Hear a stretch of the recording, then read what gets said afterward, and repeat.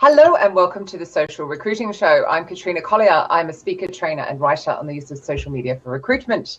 I'm joined by Audra Knight, my co-host, who is a self-declared employment branding nerd, which I find very hard to say every single week, but she's very good at that stuff.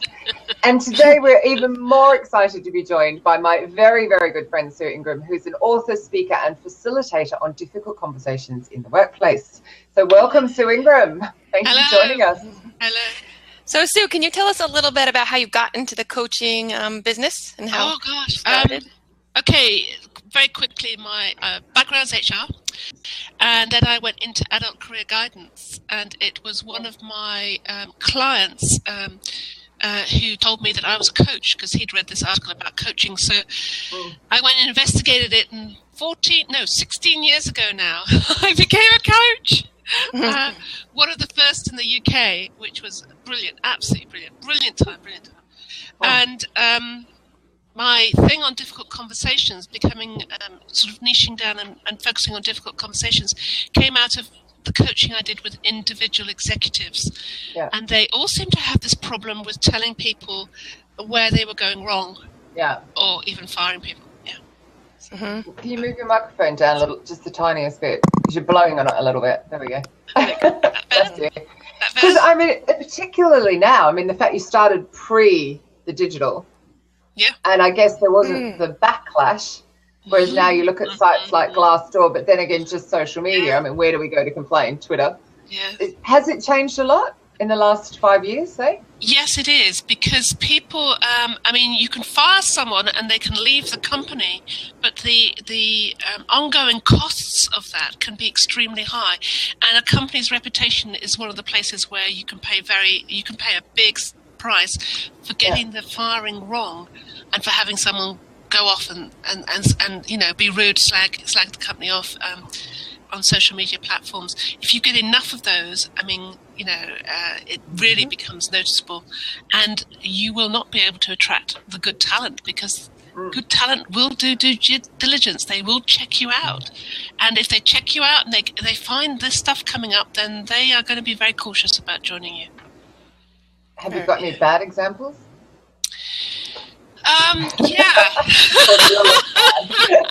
It's all about the bad. You know, your reputation is word of mouth and perception. It is. And there was a time when, for example, Oxfam in the UK had an extremely poor reputation, gathered from a number of different sources, but it was just... you know, fortunately, since then they have reorganised and they are in a different place. But people were commenting, "No, don't go and work there. You know, it's not a place to go." And it took them some time and actually quite a lot of PR on who they were and what they were doing to overcome that. You know, they had to literally sort of announce under new management, you know, a newly formed organisation to try and get over that. That perception that had been created, rightly or wrongly, but it had been created. Now, did they look internally and fix the problem, or did they just try and fix the perception?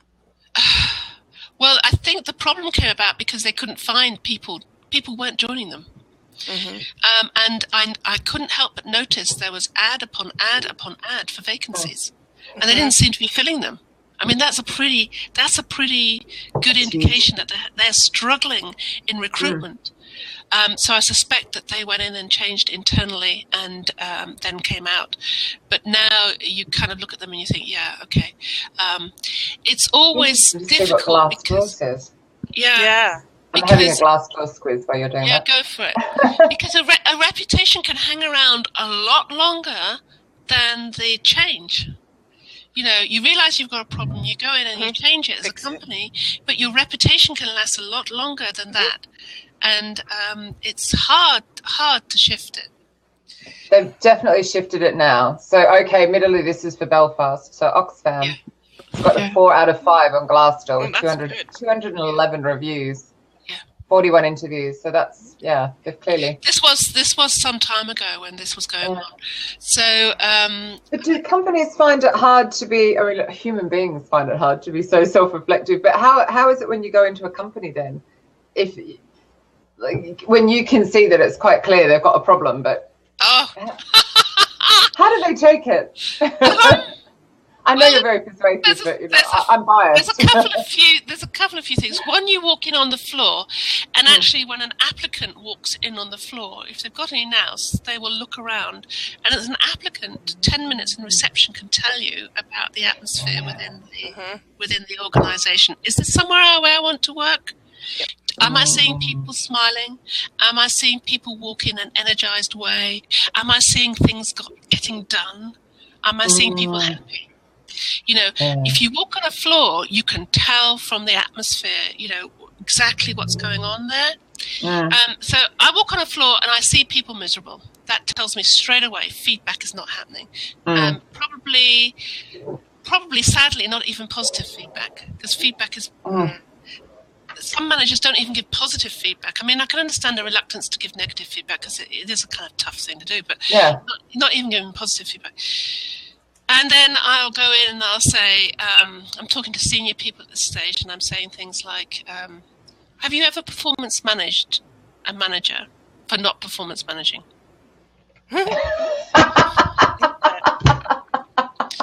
Oh, that's brilliant. What a tongue twister. Can you say surprised. that again one more time slowly? No, I'm kidding. Yeah, they will look surprised. Yeah. And then think about it and go, no. Awesome. Which is exactly what Audra and I do. We just went, huh? Ah. Because if performance management is something that your managers should be doing, and you want your managers to be doing, then there are going to be times when managers will not be doing it. And are you, as a senior manager, stepping in and having a conversation about your manager performance managing? Yeah. Because quite frankly, managers are busy people. They've got a lot on their plate. Yeah. If it's not something that senior management are noticing, then they won't do it. Yeah. And it's an embarrassing thing to do sometimes, and you do have to plan it and take time over it and all that kind of thing. So, as I say, people are busy. They're so busy, they'll just do something else. See, isn't there, because some of the stuff I'm hearing at some of these conferences, which is, again, using the M word, which we hate so much on this show, but the millennials, which because I personally am one, so even at my age, but they want regular feedback. They don't want it to be performance reviews at a certain time. It should never be performance. In actual fact, I have. If you are giving good feedback, if good feedback is happening, the good and the negative within your organisation, you don't need a performance appraisal. Right. You're meaning regular feedback. Yeah. Yeah, okay. If you're doing regular feedback, you don't need a performance appraisal. A performance appraisal actually only helps HR know whether conversations are taking place or not. Right. And also, it does, And you can tell a lot about the health and the quality of conversations by the responses on the performance appraisal.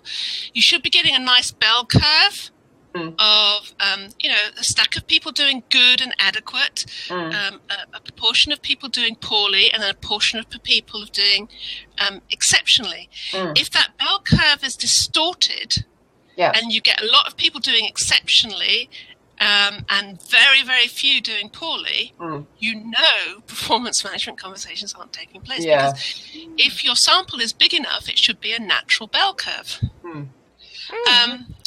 And the other reason for performance appraisals is to formally record training requirements. To get feedback from the ground floor. What training is needed? What do we want, and all that kind of thing. So it can offer some uses, but if I was an HR director, I would work to eliminating them because managers rely on that as their 1 or twice a year conversation, and I want that conversation every month. And you think it's because they don't really know how to do the difficult conversations, which is obviously what it's all about here. Yeah. Which, of course, again now is going out into social media. Yeah.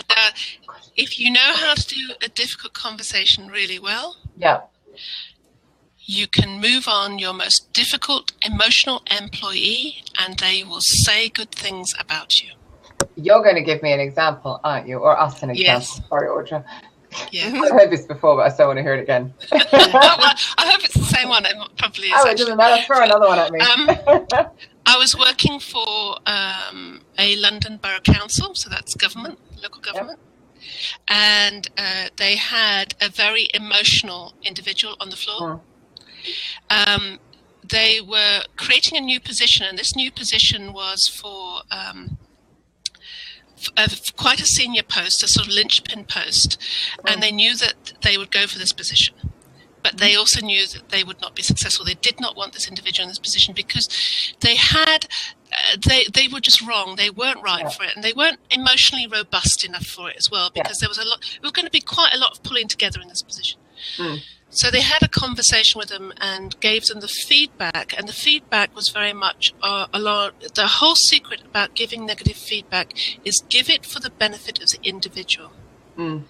Put it in terms that is beneficial to the individual. So in this particular case, they said, we're going to give you the heads up that we're going to announce this position. We feel that you would be interested in applying for the post. To which this individual went, okay, we want to give you the heads up. So they were making them special. They were saying, we really are thinking of you. We know you to be.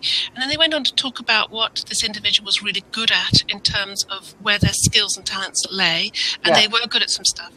And then they were very explicit about precisely what they wanted this position to do.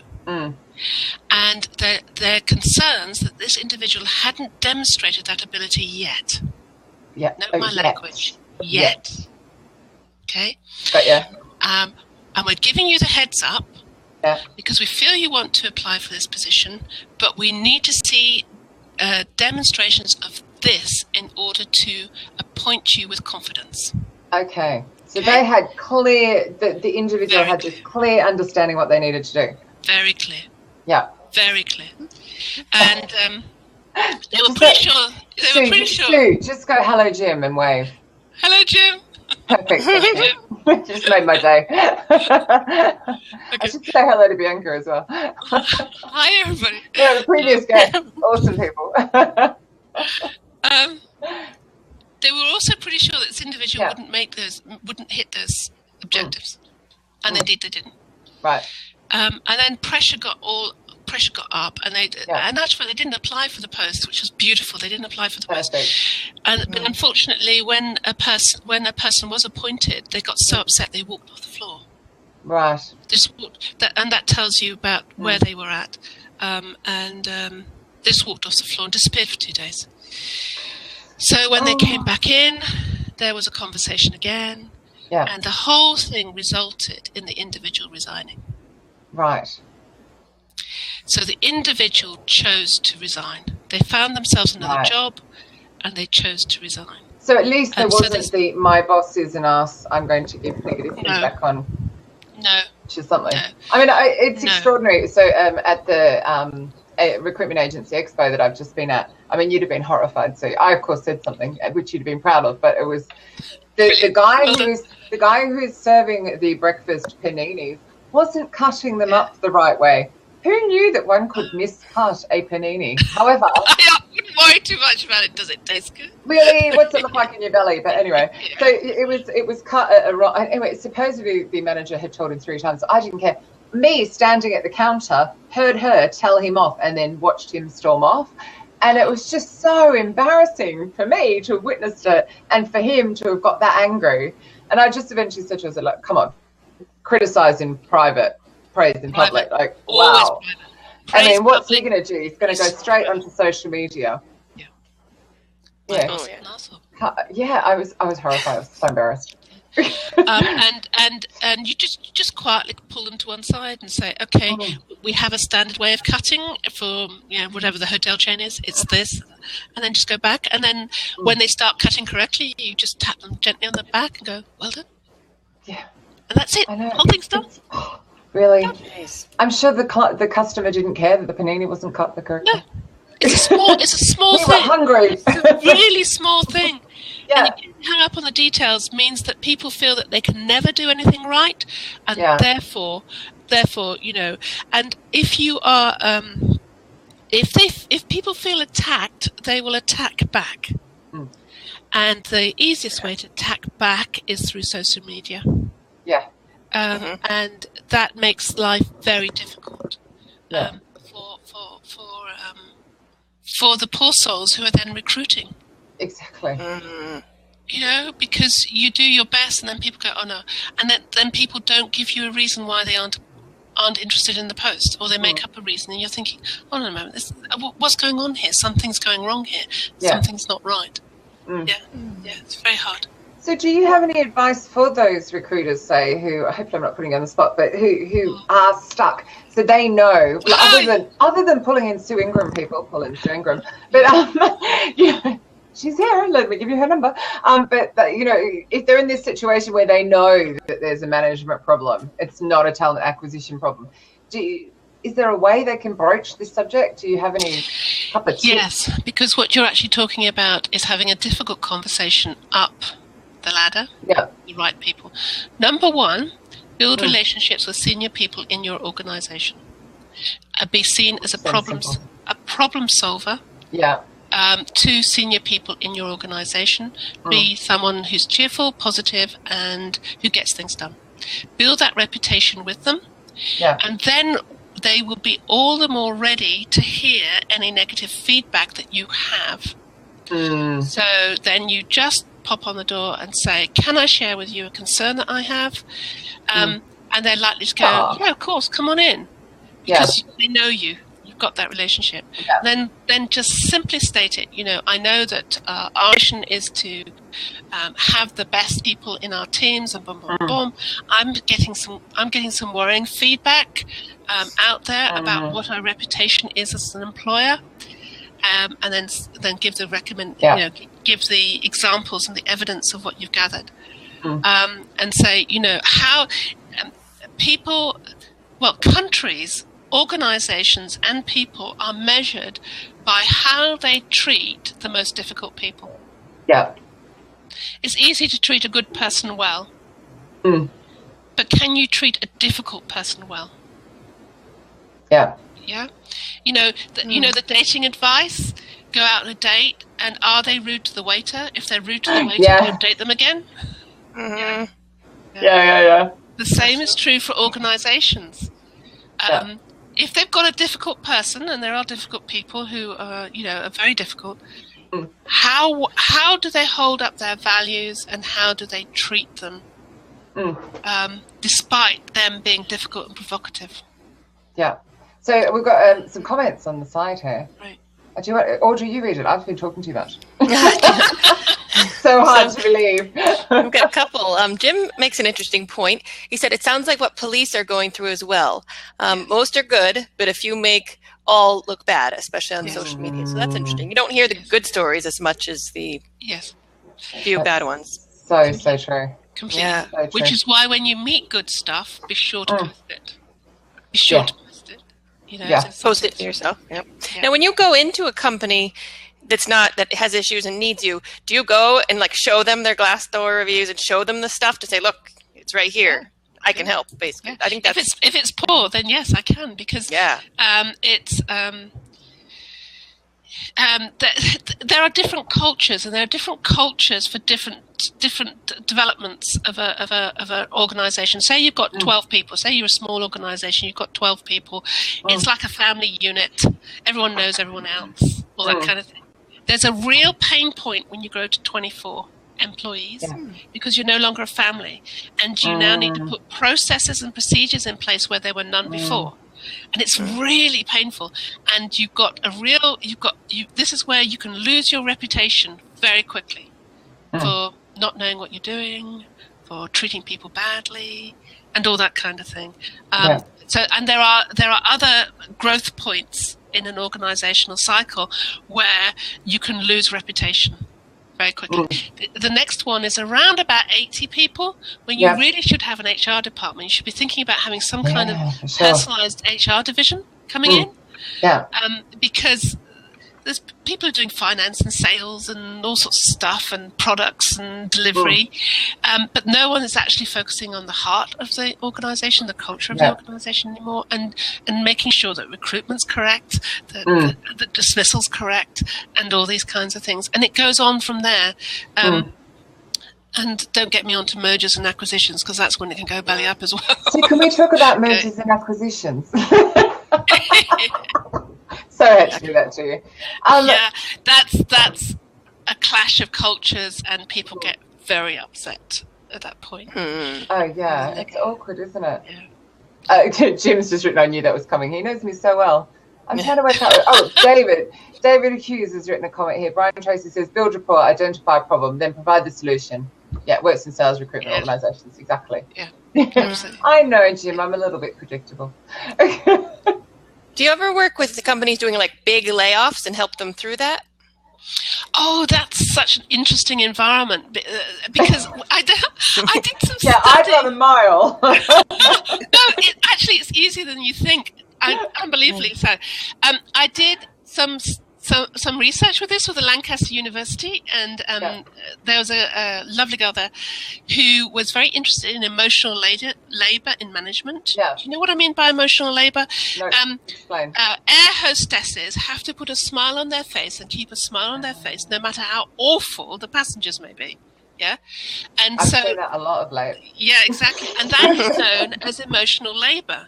You have to be in charge of your emotions, despite whatever happens to you, and it's a known thing.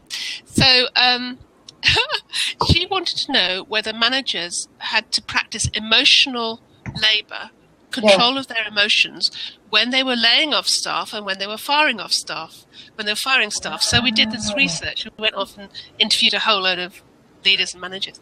Yeah. The answer is, when it comes to redundancy, managers don't feel it's emotional. They don't feel that it's they don't feel it emotionally hard to do, because they have made because they have made a rational, dispassionate business decision.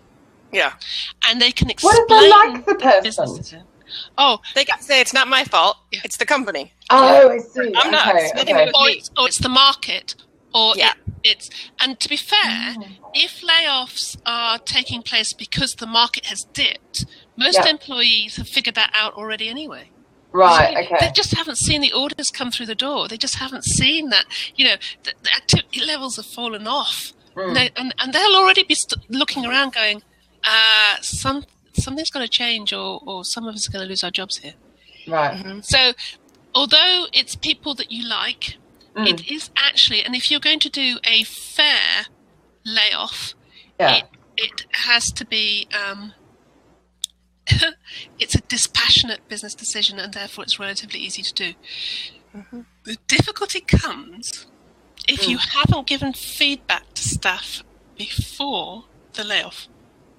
Right, because, so we're back to that again. Yeah.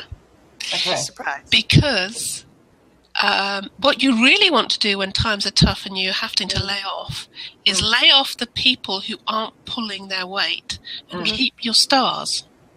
Right. But you have to have evidence as to why you're laying off that particular person. Now, if you've done a true performance appraisal record or kept records, and they are true reflections of people's performance, you can say the reasons are this and this. I have evidence. Yeah. Yeah. If you don't, it's not done enough, though, is it? Yeah. No. However, there is good news. I was talking to a college. I'd gone in there to do some work with them, and they had. I'd done the workshop, and 12 months later, I phoned up and said, "How are things going?" She said, "Sue, in the summer, that was about 6 months previously, we had a really difficult time because we had redundancies." I said, "I'm sorry to hear that. It's tough for everybody." And she said, "But your training really helped." And I said, "Why?" And she said, "Because conversations were taking place. Yeah. Staff were aware if they were falling short of the standard. They knew what they had to do to hit the standard. Yeah. And the right people selected voluntary redundancy. Right. Without any fuss, so they left with money, they left with dignity, they left with pride, and they left easily. There was a party to say goodbye to them, all that kind of stuff going on. Which is nice, isn't it? Yep. And also, talking as an HR person, they left with information about how they were letting themselves down. Yes. Which meant that in a future role, they had an opportunity to put it right. Yeah. Yeah. Because which is really good. What's happening at the moment is no one tells the poor individual where they're going wrong, and they don't know They don't know how they're going wrong. Yeah. And the problem is just being passed from company to company. Yep. And then you as a recruiter have got even more of a task of figuring out, why did you leave? And what have you learned?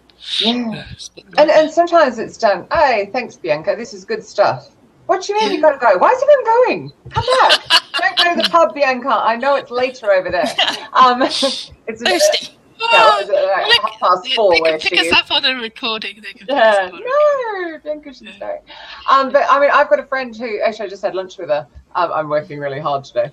I love your work. I love your I've had my hair done, I've been to lunch, I'm now on a blab, and that'll probably be it. I'm too jet lagged. My feet will be up on the sofa in no time.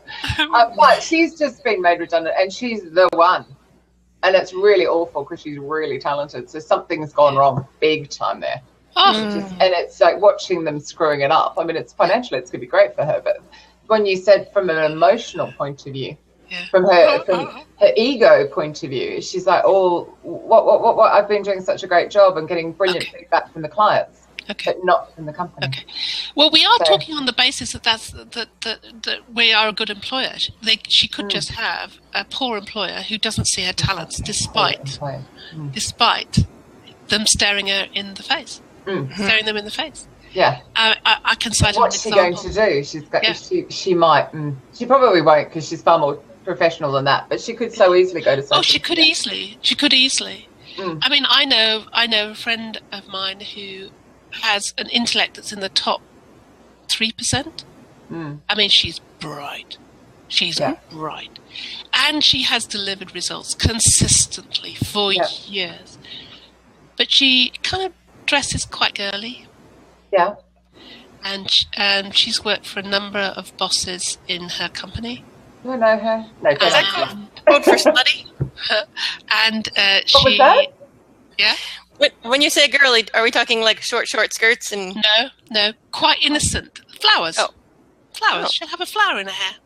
I bet I know Or who this a little is. flower pendant or Do something I like know that. who this is? No, don't It's answer. not Don't answer. sexy. She's not doing That sexy. was like She's really doing impressed girly. back in the day. Oh my God, Jim Stroud, I don't do girly.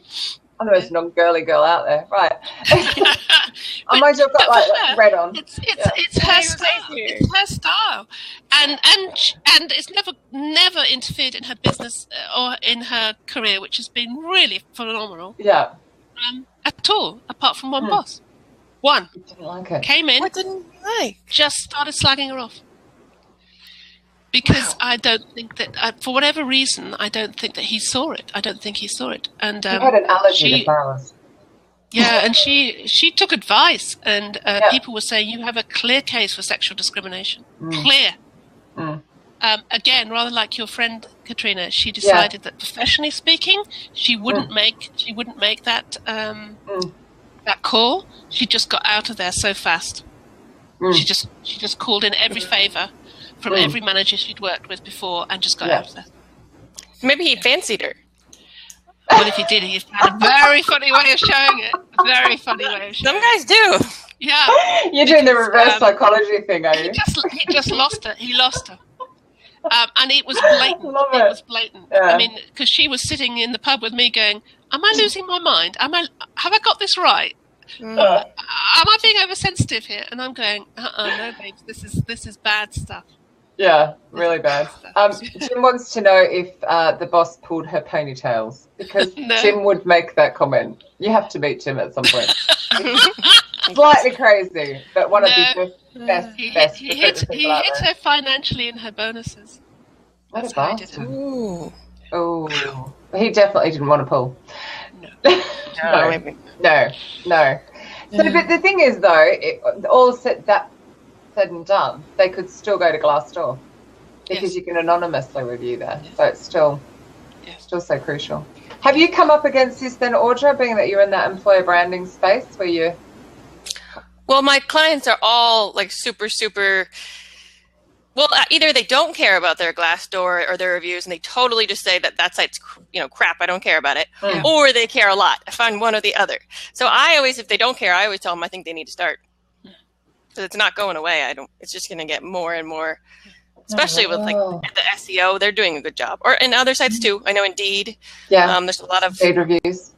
Yeah. Facebook. So I just tell them I have to pay attention.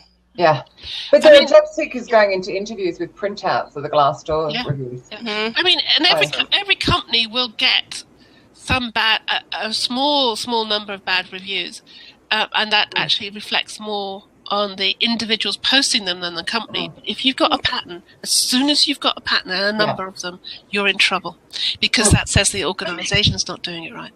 Yeah, but then you can fix it. It's good to know, because you can say, all right, this is a problem that maybe we didn't realize. Has the blab cat made an appearance? Yeah, he's coming. Come here. The blab dogs are out, thank God. they're out. Come here. Come say hi. I mean, I to me, Glassdoor, blab cat. Gorgeous, hello. Say hi, Max. Hi. Oh my God. He doesn't always make an appearance. It must be a special one for you. Well, I'm not usually at home. Oh yeah, this is true. Actually, that's true. The guitar's in the background. But I mean, I also think Glassdoor reviews are a lot like, Amazon. You go to buy something, you look at the ones, you look at the fives, and the ones are often, it was delayed in the post or something stupid like that. Yeah. And then you look at the fives and you make a decision. I think people are sensible. But like they'll take a balanced decision. But if you're getting ones and twos and consistently from people who are being reasonable in their comments, you go, whoa, that's it. Yeah. And what an opportunity. So I know Kate Ball wrote a blog that's on my website, actually, bless her, for her time when she was at Gorkana. And they actually went and changed a whole load of HR processes on the basis of the feedback. That's great. I love that. Because they were saying, well, we weren't going to get Cattastic, sorry. He's very distracting, Jim. I don't know if you've noticed him down the right there. But they took it as, people weren't giving that at exit interviews. And who would? Yeah. I mean, I've had an exit interview that was, we hear you're leaving. That was it, after 5 years at the company. Yeah. Now I'd be like, on Glassdoor. But yeah. And if you've got a company that has proven itself not to listen to you, because if things are going wrong, staff have been telling them or have been attempting to tell them. Yeah. And consequently, you've already internally got a reputation that, hey, management just don't care and they don't listen to us. Yeah. Therefore, an exit interview for an employee is, I'm just going to get out of here. I just want my money. I'm off. I'm going. Yeah, and I want my note that says I worked there for this I want my time, reference. I'm protecting my reference. I'm not going to say anything that might queer that pitch, and then they're off. Healthy organisations get feedback in exit interviews. Yeah. It's a bizarre catch-22, and you do get companies that go, "Hey, we're healthy. Look at our exit interviews," and I'm going, "But you haven't got anything negative here." And they're going, "Yeah, isn't it great?" And I'm going, "No, but they're leaving." You expect to get your leaving staff to say something negative. Even if it's, hey, this was a great company to work for when I was single and all I wanted was a great social life, but now, hey, I'm married and my wife's pregnant and I don't think I can do the working hours. Yeah, exactly. I don't think I can keep up with a new baby in the house. I mean, it's so funny now you say that. My head's going, so when you resigned, your team leader was talking to you and his boss wasn't, and his boss wasn't. So why would I expect an exit interview when it was like juvenile management like that? Now I'm thinking about it. Now, what do you guys define as exit interviews? I don't think we do those that much over here. So it's like a final meeting, isn't it? It's a final meeting. Why are you going? Why are you leaving? And what can we do wrong? And is there any information that is important for us to know? And being HR, I used to do them. I mean, I've had some funny ones. Like the girl who was having the affair with her boss. And it had gone wrong. She told you? No. I knew it. She knew that I knew it. Yeah.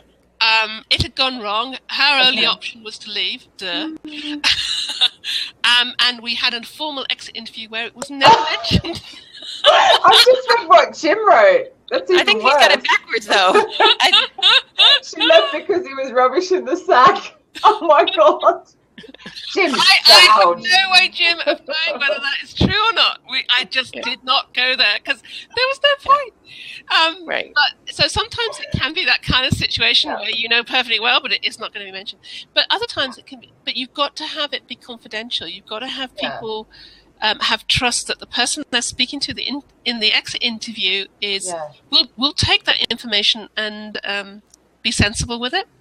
I think that's I would worry. And it's a bit sad because sometimes, from speaking from HR perspective, it's closing the stable door after several horses have bolted. Yeah. Suddenly you go, oh heck, customer service have got a problem because good people are leaving. Yeah. And they're not giving me a valid reason why. Yeah. My husband's relocated to Australia. Oh, shucks. Yeah, okay. No. I'm going to send you the article about Sydney right now. Anywhere else? So Jose has a great point here. There's a fear of retaliation in some way. And I was just going to say, even coming down to employee surveys and all that kind of stuff, you always think somebody's reading them and actually putting it back to you so people are honest. Because I was never honest on those things because there was no point. It's like it's going to come back and bite me on the butt if I go, my boss is shit. Yeah. Oh, did I swear again? Yeah, that's okay. But that information, you've got to build a lot of trust in order to have people give you feedback. Yes. But you can do that. I mean, I went into Tesco Non-Food donkeys years ago as a project to introduce 360-degree feedback. Now, Tesco. So where was that? Oh, Tesco. Yeah. Tesco Non-Food. So it was all their clothing and their washing machines and that kind of stuff. Yeah. Highly competitive environment, as you can imagine. I mean, you live and die in your sales results of yesterday. I mean, oh God, tough. Tough doesn't even cover it. So they were very nervous about 360-degree feedback. Very nervous. And it took us a year, but we got there. We got them to the point where they started devising their own 360, and they were giving people the option to name themselves in giving feedback. Yeah. Because they realized that feedback itself was so valuable for them personally to improve their performance that they actively went out to seek it. Yeah. And if it was named, then they were in a position where they could be more formal. Yeah, do better things with it. So very interesting. I love this. So Jim's written a comment. Perhaps the most honest feedback from workers would be 90 days or so after they're gainfully employed. Gainfully employed elsewhere. I think that's genius. But are they going to bother?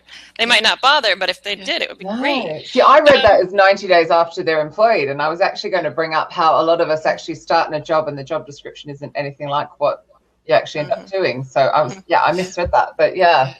That could be very good. And if you really have got a very, very negative environment and want to know the true facts, I would hire an outside research company to do it for you. Yeah. I did one of those ones. It doesn't cost a great deal of money, and they're very professional. They know exactly what they're doing, and they'll do it for you. And they'll make that 30-minute phone call.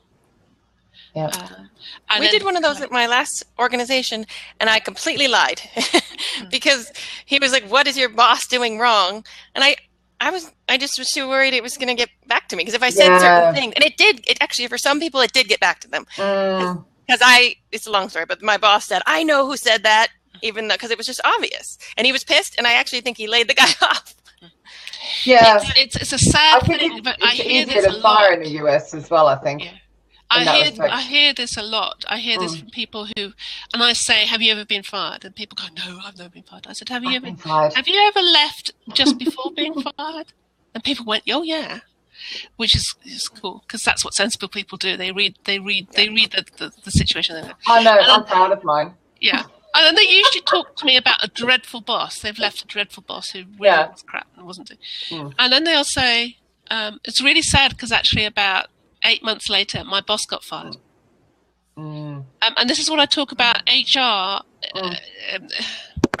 You have to be very active in HR to feel the pulse as it's happening. Yeah. Often you only know there's a problem when the good people have left. And you suddenly go, "Good people are leaving. I'm having problem recruiting into here. What's going on?" Yeah. And then who do they call? Sue Ingram. Yes. Yeah, speaking of that, someone said that Shell is laying off 10,000 people, so you give them a call. They need you. Yes. Wow. Why are they laying off so many people? Because the oil price is down. Okay, right. Yeah. That's going to be tough. It's costing them a heap load of money to bring the oil out, and they're not getting the price for it. Right. Ooh, that stinks. You don't want to be a recruiter for them. Yeah. No. It's rough. Painful. Well, it's like steel, isn't it? Yeah. In my house, which is just heartbreaking.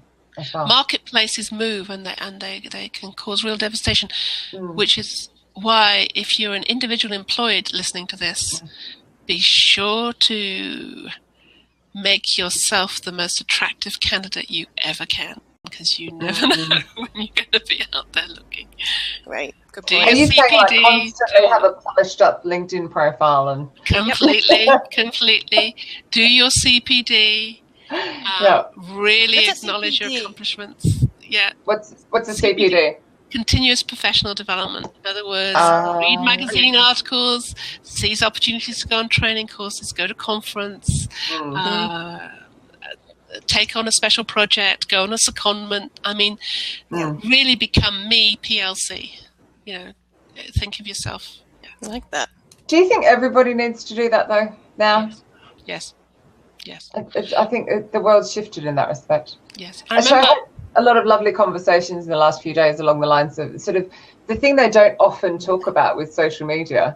Yeah. But the thing I really like is, you know, back in the day when I started out, if I got fired, it was quite scary. And of course, the parents were going, oh, don't you get fired because, you know, we don't know what jobs.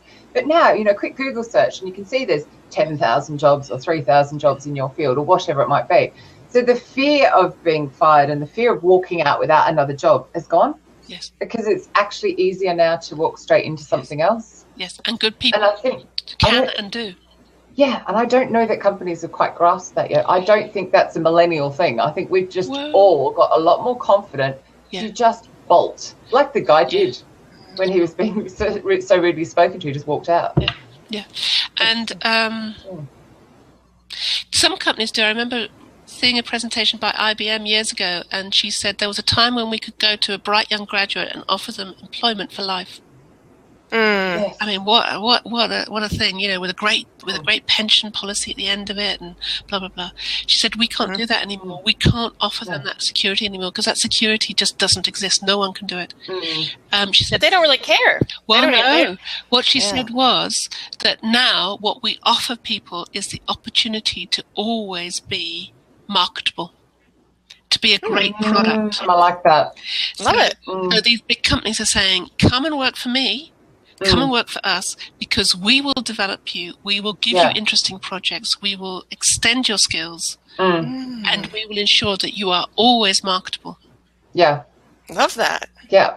And then if they take that the next step onto social media, and I don't just mean LinkedIn, but, you know, take it on to other places and do the speaking and all the stuff you're talking about. Employment branding. Get involved. Yeah, for themselves on a personal level. So we've got loads of comments down the side here as well, as always. I think there'll always be jobs for people who are willing to learn new things. Absolutely. Completely. Whatever the age group either. And in genuine, realistic enthusiasm always sells. Always sells. Willingness to learn. Which is all about being on mission, on purpose, all the rest of it. And what you want are people saying, I had a great 2 years with this company. I learned so much. My boss was brilliant.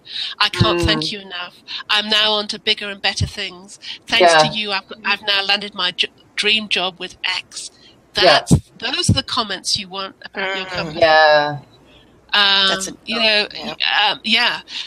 there's nothing wrong with being known as the company where people learn to excel. That's great.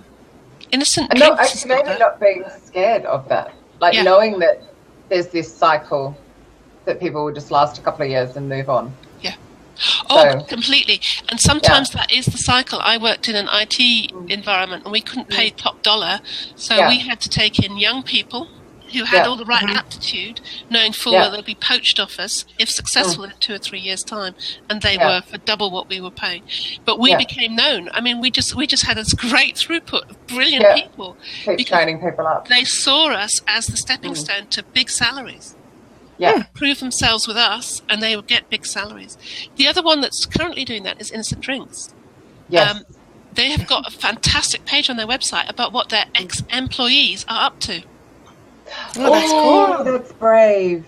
Love it. You know, so the message is, come to us as a young graduate, full of energy, full of enthusiasm, full of brilliant ideas. Stay with us a year or two. We will help you become more of yourself and go on to better things. So the Jim comment, say that again. Who's doing that? Yeah, I haven't heard of the company. I bet he didn't Innocent Drinks. Do you not have Innocent Drinks? Oh, maybe I never have Innocent Drinks. They're not innocent. They're actually sugar-laden. They were innocent when the company was formed because they're fruit now drinks. They're But really now- laden with sugar. Yeah, now we're all anti-sugar. They're not so innocent. Yeah. Link. Oh, yes, Jim. Yes, boss. There you are, boss. Yeah, I never heard of them. People catching the replay really miss out because all the side chat that's also there. Jim's also, we're over time. I hope it doesn't matter to anyone. Jim's written another comment, which is really true as well. Like the world shift, the taxi industry shaken up by Uber. Yes. Instead of adapting, they tried to drive them, pun intended, out of business. Yes. And now Uber drivers are getting comfortable, just as robot cars are coming into prominence. Which is why Uber was set up. Uber was set up for driverless cars. Yep. Yeah. Well, also the other thing was in New York, I got 3 or 4 of them, and most of them complained that there's too many Uber drivers. So they haven't capped it either. And what they're saying is they're now earning less 2 years on. So there'll be a backlash that way when people will stop driving. It's the marketplace. You've always got a marketplace. Yeah. I didn't hear that in San Francisco. I certainly haven't heard it anywhere else in the world. But they were complaining a lot in New York about we're just earning next to no money now. Yeah. So again, yes, so job seekers or the drivers have to be more aware. Flexible. But then they just become tarts and they drive for Lyft and all sorts of other companies as well. Exactly. In marketplace, always drive everything. Yeah. I have one question, Sue. Yeah. Do you ever recommend outplacement when companies are laying off? Yeah, yes. I think that's a great way to. Yes, I'm a great advocate for adult career advice. Anyway, sadly in the UK it's not funded. Well, I doubt that it's funded anywhere because we're kind of getting a bit worried about health service and more important things. But I once made myself redundant. And it was a shock because I was working in HR and I was sitting there thinking, I haven't got much to do. So I walked into my boss and I said, you've either got a project up your sleeve I don't know anything about, or my post is redundant. And he looked at me and went, yes, Sue, I've been meaning to talk to you about that. And even though I knew it professionally, I knew it. I felt like a bucket of cold water had just been poured over my head. I was like, how is it? I've never heard this story, so that's interesting. I was like gasping for breath. I was like, my job, my beautiful job. I love my job. So then I went and wrote a redundancy letter to myself, which was funny. Dear Sue, it is with great regret. Oh, because you were in HR? I love it.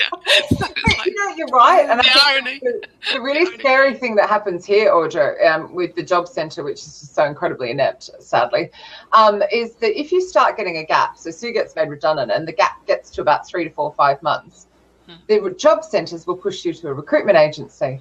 But the recruitment agency's clients only want somebody who's working or has just left. They don't want someone with a 3 to 4 or 5 months. So they'll go, yeah, we'll help you as they put your CV in the bin. And then suddenly you'll get 12 months or 2 years. Jeremy, mind the gap. Very good. So the trouble is that you end up with these long-term unemployed because they're not taught how to put themselves on LinkedIn. They're not taught how to find the recruiters who are all on LinkedIn. They're still over on Facebook. And it's really frustrating because you can't get their ear to tell them. Like, let me come and teach you what you should be teaching these people. Completely. And people got the job 6 years ago. Well, how you find a post has changed significantly. Beyond belief in those 6 years. Yeah. So what worked 6 years ago doesn't work now. No. And it's a huge learning curve for someone in their 50s. Yeah. You have got the most brilliant which skills. Luckily you're not. So sorry, we drink too much wine together, Audra. But you've got the most brilliant skills to offer. You've got expertise. You've got just some fantastic stuff, and you can't get yourself in front of the good employers. But now you can. Yeah. If you know the skills. If you learn the new skills. Learn the new skills. And it is just a case of not just putting your profile on LinkedIn, but doing a radius search of your home and working out what the companies are there that you'd like to work for, and going HR director, HR manager, line managers, hiring managers, and just putting yourself out there. But I think there's this fear. You're right. It's just changed so much in 5 years or 10 years even. I sent out some for myself as a trainer. I sent out some emails on spec. They were named and they were researched and there was relevance in the email. All the good stuff a good job seeker should do. Yeah. And I got a reply from one saying, "I don't normally reply to unsolicited emails, but as it happened, your email hit my desk just at a time when we were looking to find somebody." And I thought, yeah, that's why I send out unsolicited emails. Hit your desk right when you're trying to find someone like me. And actually, I secured the work, and it made me laugh. It made me laugh because I'm thinking, that's why I do what I do. Yeah. That's why I send out these emails, so that the timing. If the timing's right, it lands, and you give me a phone call. Exactly. And then you can come in and do those difficult decisions. Yeah. So as we have run over time, as usual, what would be your final tip for any company that's just not doing this? Like a final, other than course through Ingram, details to follow. Actually, let's put your website there. Yeah, and her book on Amazon. Yeah, I've got my book. Oh, yeah, you as well. It's called Firewell. Yeah, Firewell, How to Fire Staff So They Thank You. Yep. It's an That's your company name, I just said, not your book name. Yeah, ConverseWell is my company name. Firewell is my book on Amazon. You can fire staff, even the most difficult members of staff, and they can thank you for doing so. Yeah. And the way to do it is these types of conversations are known as difficult conversations, and that is completely false. These are not difficult conversations. They take time to plan, and you need to take them seriously. Yeah. But they are, in actual fact, generous conversations. Because to leave a staff member in a job where they're neither successful or happy is the unkindest thing that a manager can do. Yeah. Love that. These are the most generous, life-changing conversations that any manager can undertake. Yeah. And it behoves organizations and managers to become skilled at that so that we have happy, fulfilled, self-aware workforces. And good times will follow. And I think it's probably just even more important now. Yes. Because of that broadcast medium that we all have. Yes. So. Yes, absolutely. Okay. Awesome. You have any last questions, Audra? Or we? No, I think we should mention next week. We're talking with Jackie Clayton. Which will be mad. Oh yeah, that's gonna be fun. Actually, we could have a mad off. I hope Jim will be there because it's he's equally as mad. We should put them both on. That's going to be awesome. So Jackie's going to talk because she does a lot with Recruiting Daily and content, but about engaging. It's not just about spitting content out. Spamming. So that's going to be a lot of fun. Yeah. So thank you so much for coming. Thank you, Sue. It's all started over a wine and steak. Hard to believe. I know. Maybe we should go and celebrate over a glass of wine. Yeah, we must be due again. Let's do it while I'm actually in the country. I'm about to not be in the country again. That's a very good idea. Great. Thank you so much, guys. And thank you to everybody for the site as well. Thanks, Jose and Jim and Jeremy and Bianca, everyone that joined. Yeah, it's been a real pleasure to be with you. Thank you. Bye. Take care soon. Bye. Bye.